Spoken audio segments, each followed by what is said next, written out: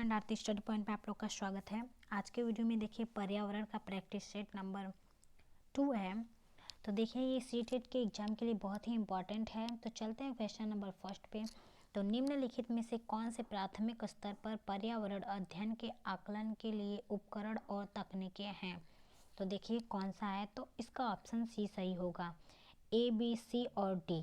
तो देखिए इसका ऑप्शन सी सही है। नेक्स्ट है मिजोरम में की जाने वाली झूम खेती के विषय में निम्नलिखित कथनों का अध्ययन कीजिए। तो निम्नलिखित कथन का अध्ययन करना है, तो इसका ऑप्शन बी सही होगा।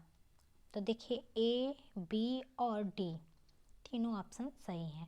नेक्स्ट है पर्यावरण अध्ययन के शिक्षण से उन प्रक्रिया आधारित कौशलों को बढ़ावा दिया जाना चाहिए जो पूछताछ आधारित प्रत्यक्ष अनुभवों के केंद्र बिंदु हैं। निम्नलिखित में से कौन सा एक ऐसा कौशल नहीं है, तो वो है निर्धारण। तो इसका ऑप्शन बी सही है। नेक्स्ट है राधा विभिन्न प्रकार के यात्रा टिकटों का उपयोग करती है। ऐसे टिकट के उपयोग से निम्नलिखित में से किस संकल्पना पर प्रभावपूर्ण ढंग से चर्चा की जा सकती है। तो कौन सी है, तो ये इसका ऑप्शन सी सही होगा, ए और सी। नेक्स्ट है प्राथमिक कक्षाओं के विद्यार्थियों को मानचित्र शिक्षण के लिए निम्नलिखित में से कौन सी युक्ति सर्वाधिक उपयुक्त प्रतीत होती है। तो देखिए कौन सी युक्ति है जो सर्वाधिक प्रतीत होती है, तो इसका ऑप्शन डी सही है। शिक्षार्थियों की सहायता करना कि वे अपने ही संकेतों का उपयोग करते हुए अपने निकटतम परिवेश का मानचित्र बनाएं तथा वस्तुओं के सापेक्ष स्थिति और दिशा पर ध्यान केंद्रित करें। तो इसका ऑप्शन डी सही है। नेक्स्ट है कक्षा 5 की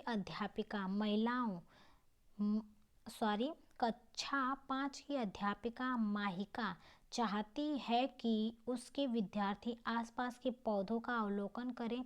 सार्थक अधिगम ब्रैकेट में सीखने के लिए उसे बच्चों को क्या करने के लिए प्रोत्साहित करना चाहिए।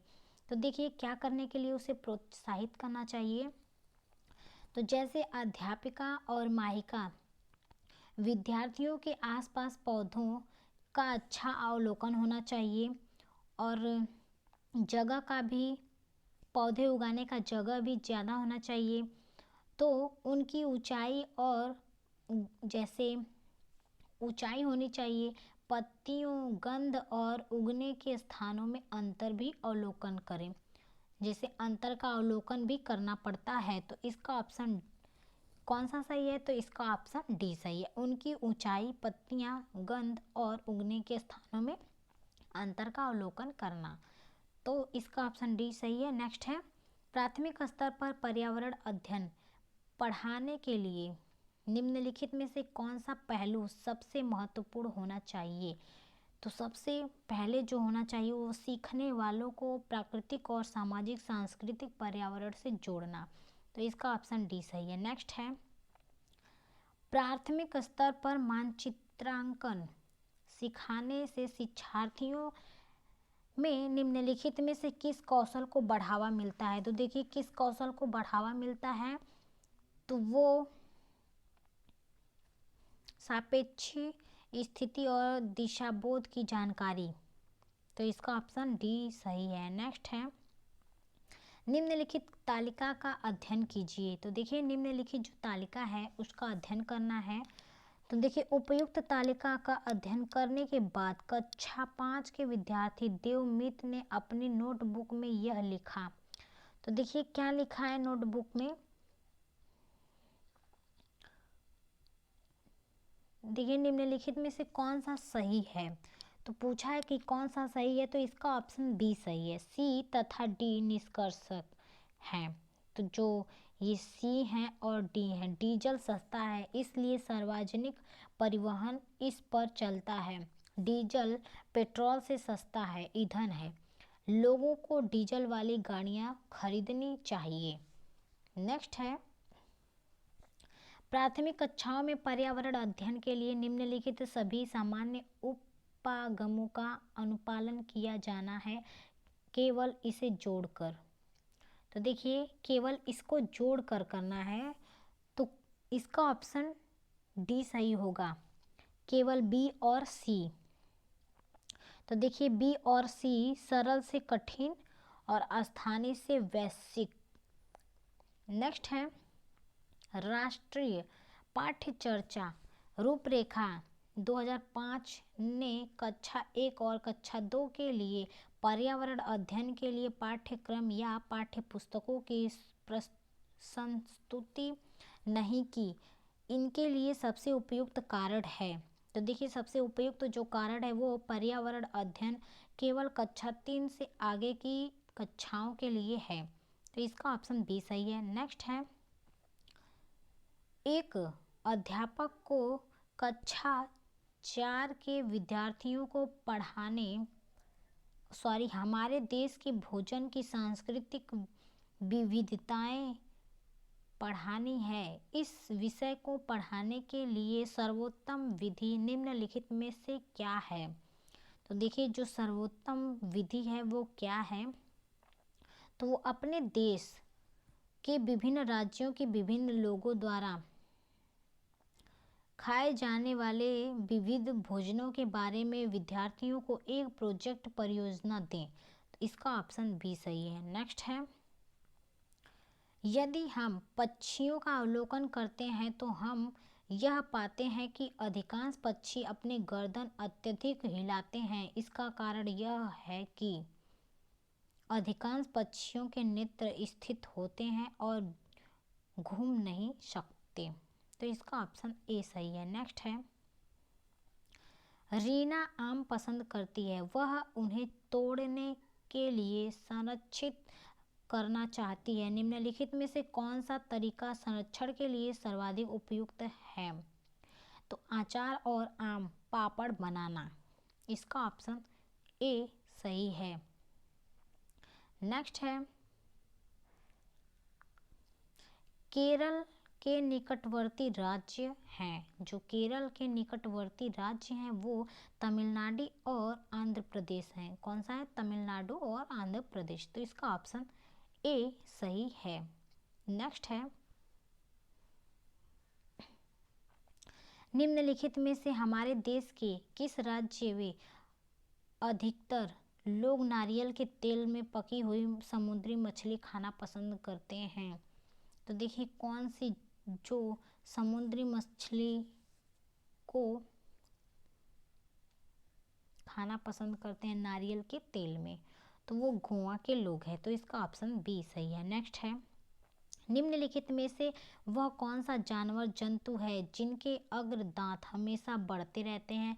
वे दांतों को बहुत अधिक लंबा न होने देने के लिए वस्तुओं को काटते कुतरते रहते हैं। देखिए सिंपल ही सा क्वेश्चन है, जो हर समय वस्तुओं को काटते कुतरते रहते हैं तो वो गिलहरी हैं। इसका ऑप्शन बी सही है।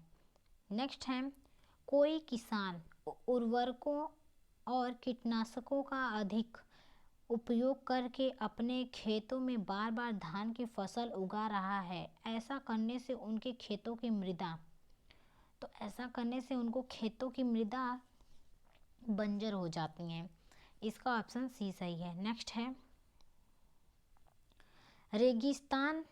रेगिस्तानी ओक के बारे में निम्नलिखित कथनों का अध्ययन कीजिए।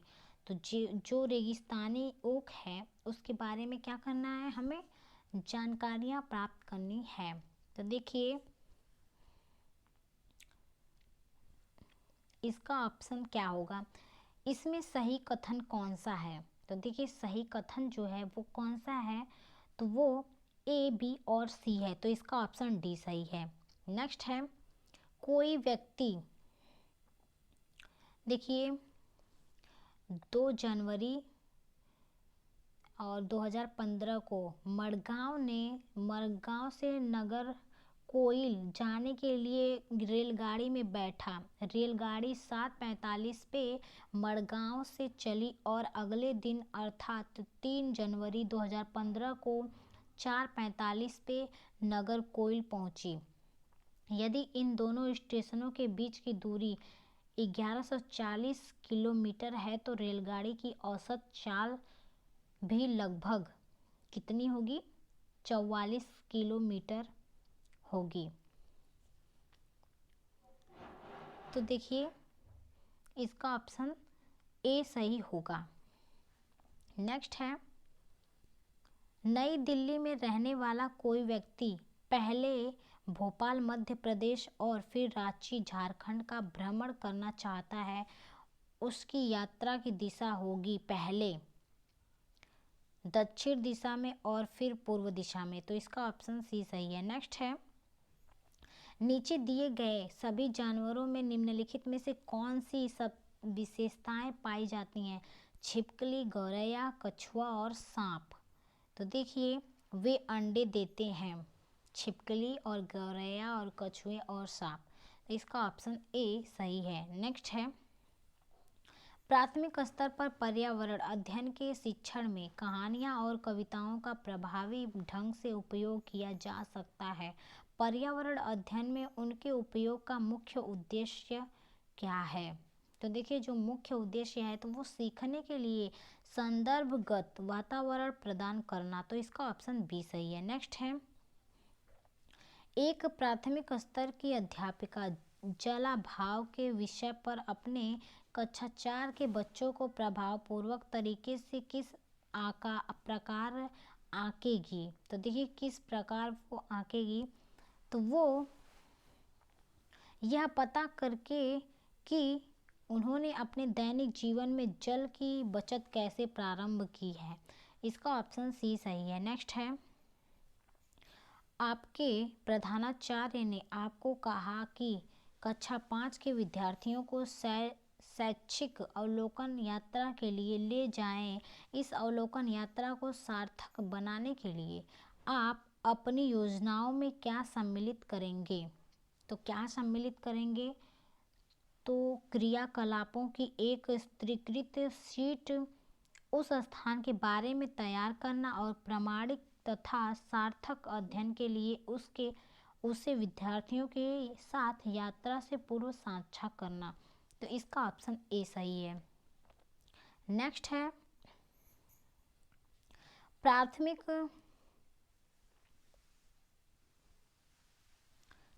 प्राथमिक स्तर पर पर्यावरण अध्ययन के आकलन में निम्नलिखित में से कौन सा एक संकेतक उपयुक्त नहीं है? तो कौन सा एक संकेतक है? तो वो स्मरण।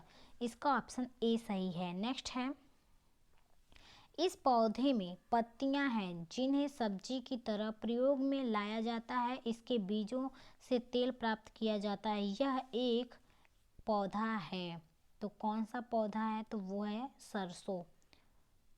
इसका ऑप्शन डी सही है। नेक्स्ट है, कांसा ब्रैकेट में ब्रांच के बारे में निम्नलिखित कथनों का अध्ययन कीजिए। तो निम्नलिखित कथन का जो अध्ययन करना है, तो इनमें से सही कथन कौन से हैं? तो जो सही कथन है वो बी है, केवल बी और सी।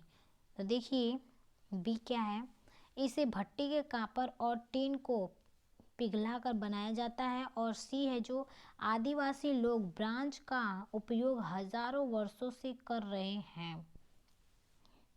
तो इसका ऑप्शन सी सही है। नेक्स्ट है, निम्नलिखित में से कौन सा मच्छरों से होने और फैलने वाला रोग का समुच्चय है? तो कौन सा मच्छर है? तो वो देखिए चिकनगुनिया, डेंगू, मलेरिया। तो इसका ऑप्शन सी सही है। नेक्स्ट है, किसी राज्य के मानचित्र के एक सिर पर यह लिखा था, स्केल 1 सेंटीमीटर बराबर 110 मीटर। यदि इस मानचित्र पर किन्हीं शहरों के बीच की दूरी 9.7 सेंटीमीटर मापी जाती है, तो उन दोनों शहरों के बीच की वास्तविक दूरी क्या होगी? तो जो वास्तविक दूरी है वो क्या होगी? तो वो 1.067 किलोमीटर होगी। तो इसका ऑप्शन ए सही है। अब आप लोग ये सोचेंगे कि कैसे इतना आया है ना, कुछ करना नहीं है। देखिए ऊपर दिया है क्वेश्चन में, किसी राज्य के मानचित्र के एक सिरे पर यह लिखा था, स्केल 1 सेंटीमीटर बराबर 110 मीटर है। तो जब यहाँ पे ऊपर दिया है 110 मीटर, तो आप लोग को ज़्यादा कुछ नहीं करना है, बस 110 गुणे 9.7 बराबर 1067, फिर 1000 से क्या कर देंगे, 1000 बराबर 1 किलोमीटर होता है, तो 1 किलोमीटर बराबर 1.067 किलोमीटर होगा। धन्यवाद दोस्तों, वीडियो पसंद आए तो लाइक, सब्सक्राइब और ग्रुप में शेयर करना ना भूलें।